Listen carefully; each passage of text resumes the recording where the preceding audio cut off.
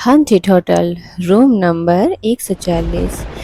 ये सच्ची कहानी है जो 2 साल पहले मेरे भाई और भाभी के साथ वाकया पेश आया, जो कि माल रोड बने होटलों में से एक कहानी है। भाई को ऑफिस के ज़रूरी काम से इस्लामाबाद जाना था। उन्होंने बीवी बच्चों को भी साथ ले लिया। भाई के 2 बच्चे हैं, एक की उम्र 2.5 साल और दूसरे की उम्र 8 माह थी। इस्लामाबाद में 2 दिन का काम था। वो निपटा के वो बीवी बच्चों को मरी ले गए। वहाँ 2 दिन का स्टे का प्लान किया हुआ था।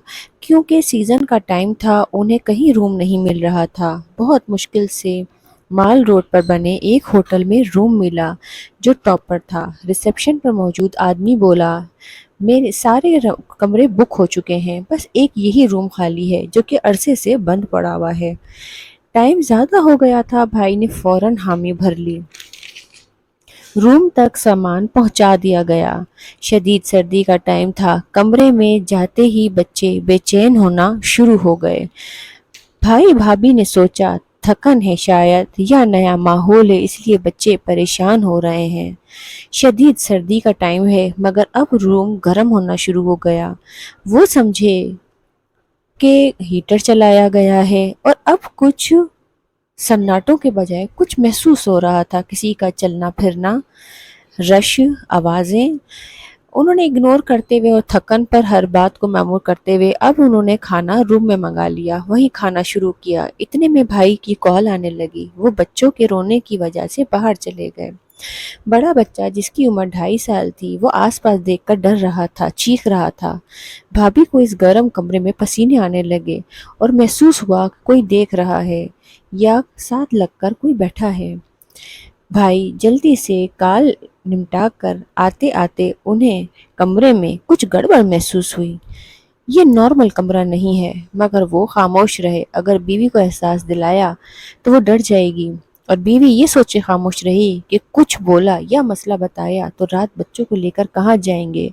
अपनी अपनी जगह दोनों बहुत परेशान थे, और वो कुछ नहीं कहना चाह रहे थे कि अल्लाह जाने क्या मामला है।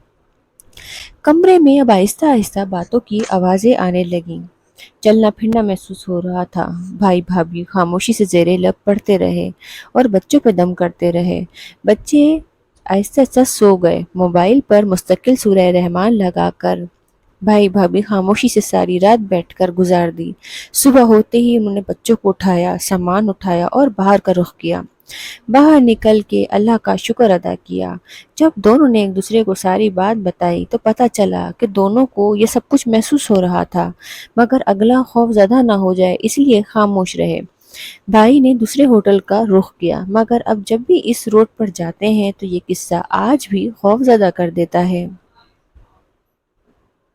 पसंद आने पर आप चैनल को सब्सक्राइब कीजिए, लाइक कीजिए, शेयर कीजिए, और इसी तरह से अपने सच्चे किस्से आप हमें ईमेल कर सकते हैं ताकि हम उसको अपने इस चैनल पर अपलोड कर सकें। शुक्रिया।